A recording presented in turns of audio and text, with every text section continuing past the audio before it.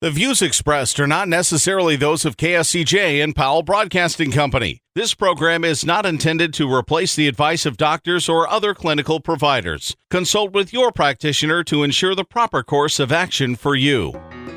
Welcome to When Things Aren't Going Well on AM 1360, FM 94.9 KSCJ. This program is dedicated to your mental health wellness and brought to you by Family Services, a United Way partner agency. Here's your host, Art Silva. Good morning. I'm Art Silva, and welcome to When Things Aren't Going Well. This show is dedicated to your mental wellness and how you can help yourself navigate the daily highway of life. Our show is brought to you by Family Services, a United Way partner agency serving the Siouxland community. Joining me today are my friends from Family Services, Chief Operating Officer Brenda Geisinger, and licensed therapist Stacy Norton. Good morning, ladies. Good morning. I'm glad you're here with us this morning, and our topic today could be a very difficult one to discuss. So I really want to stress this, that we're going to talk about child abuse. And April is Child Abuse Prevention Month. And I really want to stress the prevention because we're certainly not in support of child abuse. But we're going to talk about it today and some of the issues that exist and get some background on where we are with that. But before we do, Brenda, let's talk about your role at Family Services. What do you do there? I oversee the outpatient and the inpatient program within the agency. So people that come to us for therapy or those children that live with us throughout the day, and we help them heal. Great. And Stacy? I do outpatient therapy with people in the community that are seeking services.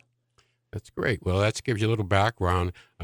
What they're not talking about is their years of service. Very experienced, and certainly can vouch for their services.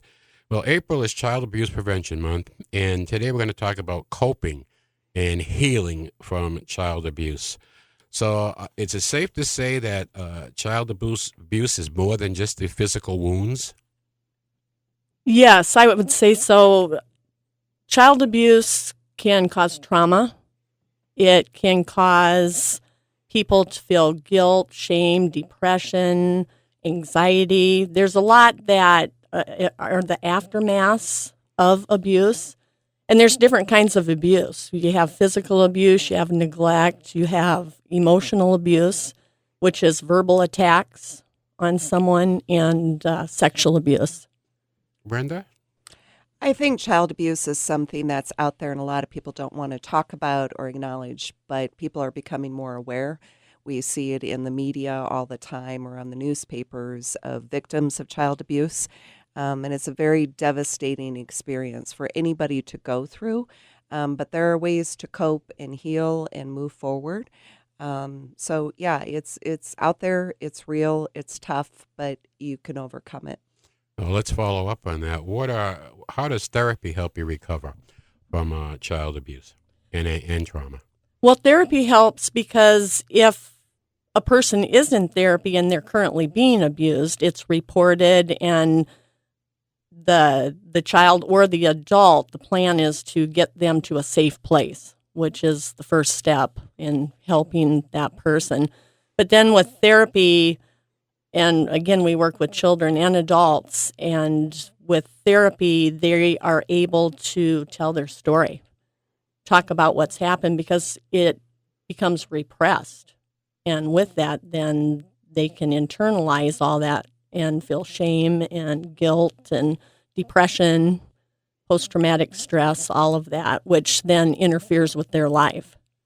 You mentioned adults also. So do you see patients that have been early victims of child abuse that still linger on? Yes. Okay. Yes, Brenda? and in their relationship situations, they can be abused there too. Okay, Brenda? I think it's kind of a mistake to believe that once a child becomes 18, some magic fairy comes along and all of a sudden, ding, the child abuse is done. People carry that with them and into their adulthood. If they haven't dealt with that or understood it and processed those feelings and beliefs and emotions, they can have ongoing problems. The other piece is if you're an adult and you were abused as a child, you may still be abused by your adult parent. Adult. Those relationships have to heal, and you have to make some decisions and work on that. So just because you're an adult doesn't mean the abuse has stopped or the effects of abuse have stopped if you haven't gotten help. Good morning again. I'm Art Silva, and with me today are my friends from Family Services, Brenda Geisinger and Stacy Norton, and we're talking about healing from child abuse and coping with that.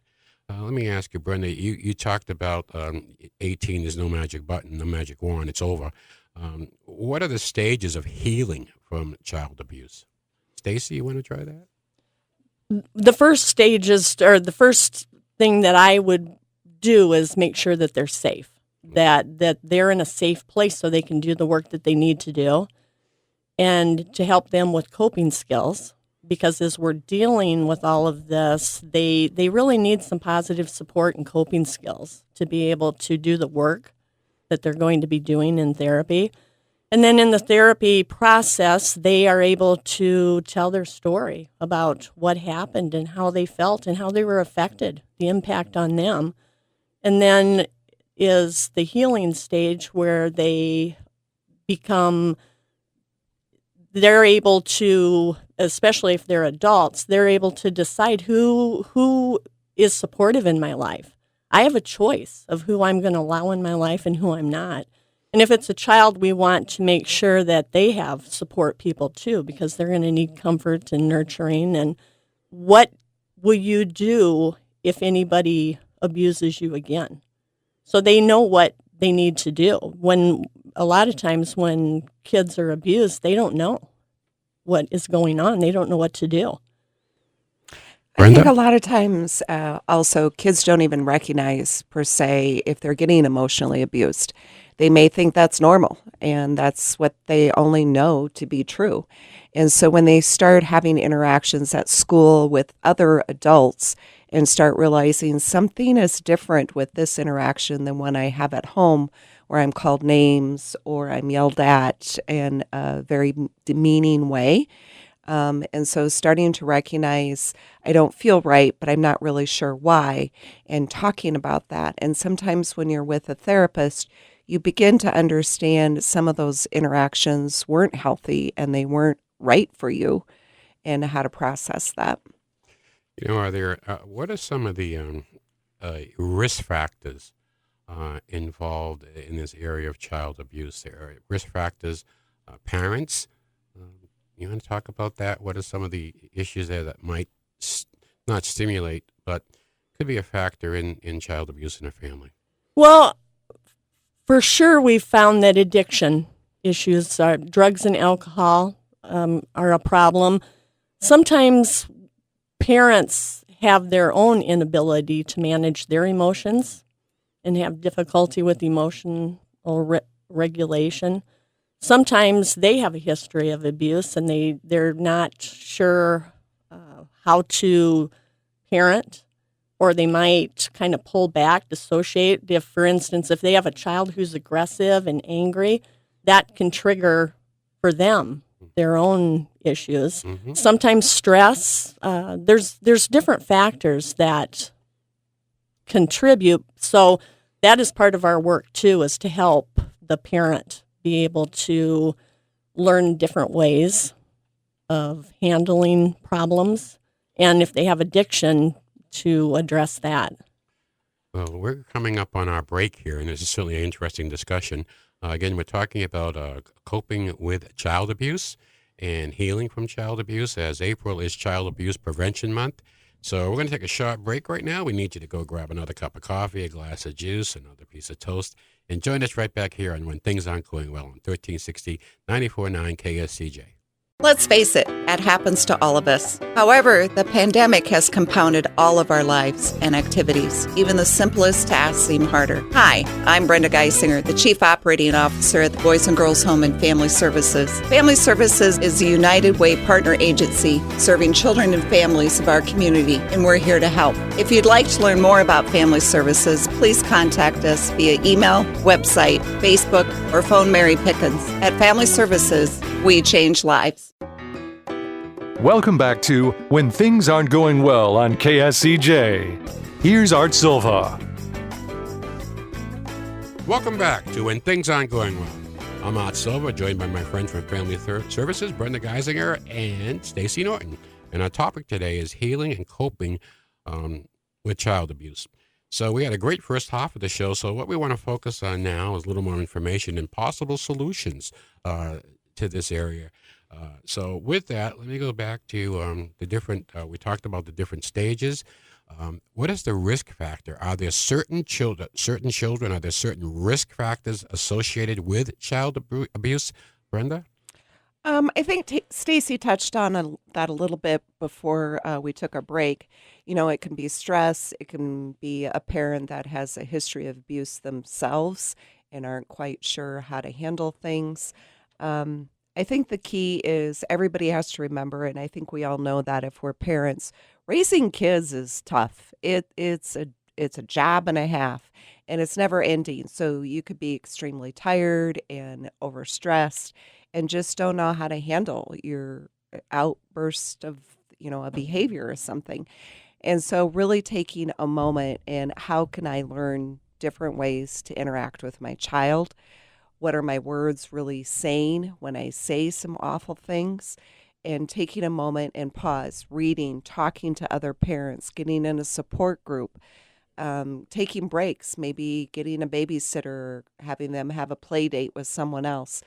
If you really feel your emotions are out of control as a parent, it's okay to just walk out of the room and taking a pause. I think those risk factors can be managed, but it's identifying them and learning how to change those and reduce those risk factors.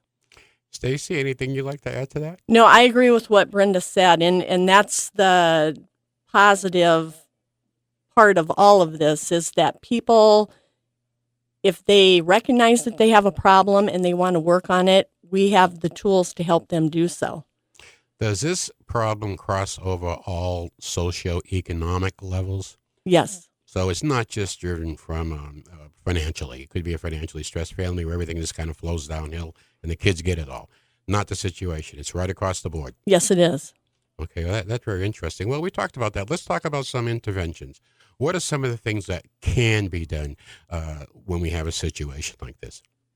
Well, to get them in for therapy, therapists are trained with different tools to use. One of the things that I have found effective is sand tray therapy. It's a sensory-based therapy that helps not only children, but sometimes adults. Sometimes it's hard for them to verbalize and articulate, and they feel threatened if you ask them directly. So the sand tray is a non-threatening means of them being able to process what happened to them. How about adults? Yes, it really is effective for adults and teenagers, too. So it's not just strictly for children. That's something I didn't know. Okay, I thought Yes. that was for younger kids. So that's interesting. Brenda, anything on interventions? I think one of the key interventions is feeling safe when you're talking to a therapist that you're not to blame, there is no shame, and whether it's through a sand tray or drawing or just talking, that it's okay. It happens, and that doesn't make you a bad person or that you deserved this. It's acknowledging that it happened, and how do you move through that, and then learning different mechanisms to process it, whether it's setting up different boundaries or the ability to say no or no. If things are tense and stressful, I probably should leave the room because this is not going well for me. And then also, like Stacy mentioned, helping the adults learn how to manage their behaviors and thoughts and feelings and emotions as well. So it's very possible, it sounds like, that you could have a situation caused by alcohol and drugs, and that behavior of that parent turns into a situation that's abusive to the child.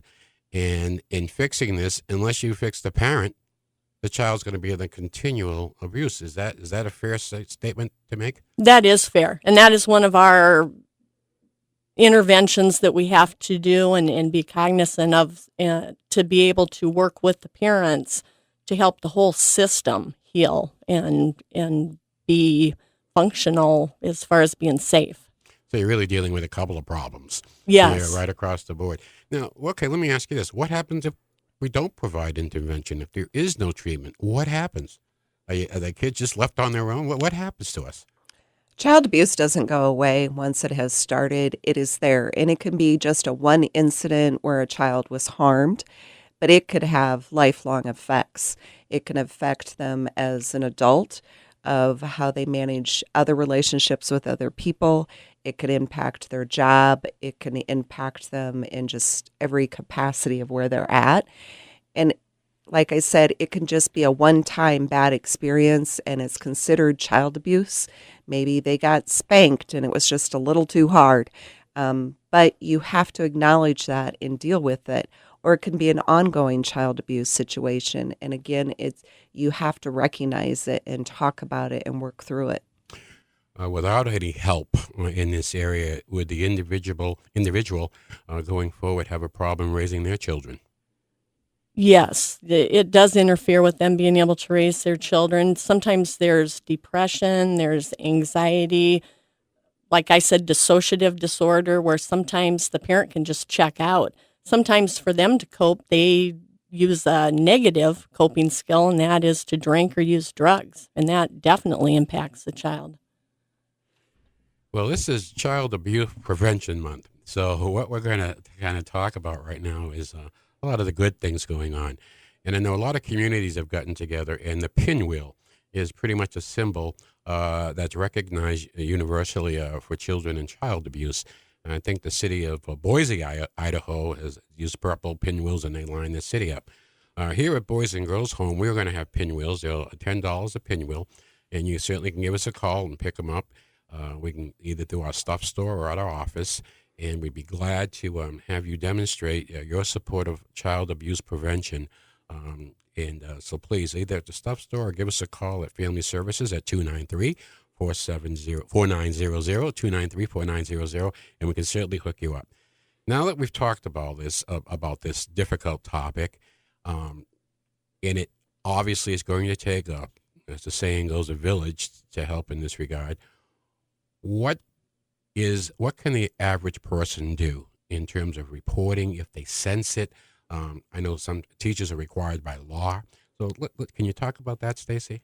Yes, if anybody suspects child abuse, every state has a hotline that you can call and you can report what you're seeing, what you're hearing, your concerns, and the person who does the intake will assess if they are going to open up the case and investigate.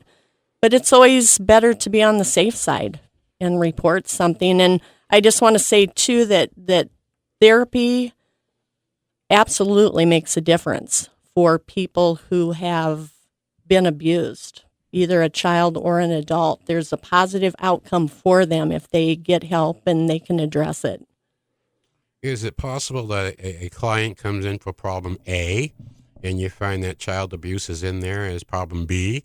And so does that happen, Brenda? It definitely happens. Sometimes a child is acting out or severely depressed, and they may come for therapy, and all of a sudden through that process, you start hearing of some interactions that are questionable, which further leads to this is a potentially child being abused, and you take the next steps on healing that family and working together. Well, working together, that's a great segue because it's something that you can help us with. We have the pinwheel sale going on to demonstrate your support of child abuse prevention, $10 a pinwheel. You can pick them up at Stuff, or you can give us a call at Family Services, 293-4900. And also, we also have a promotion going on right now. We have our Face Off for Charity with the Sioux City Musketeers, and the Musketeers have been great working with our kids. Our kids went to a private practice. These good young men setting good examples. Anyhow, our annual Face Off for Charity auction, some great items, jerseys, signed jerseys by NHL players. So you can go on our website and take a look at that. And the auction list is open now, so take a look. It's been a great show. I want to thank Stacy. I want to thank you, Brenda, very much. And every week we end the show with a little joke, a little humor for your help. So this week, a woman was getting swamped with calls from strangers. The reason? A billing service had launched an 800 number that was identical to hers. When she called to complain, she was told to get a new number. I've had mine for 20 years, she said. Couldn't you change yours? The company refused, so she said, fine. From now on, I'm going to tell everyone that calls me that their bill is paid in full. The company got a new number the next day. Ladies, I want to thank you very much. It's been real. Next week, we'll be back here. Our topic is going to be social media and children. So have a great week, laugh a lot, and to give a shout out to Scott Tucker and the Sioux City Musketeers. Peace all. Happy trails to you until we meet again. Happy trails to you. Keep smiling until then. Happy trails.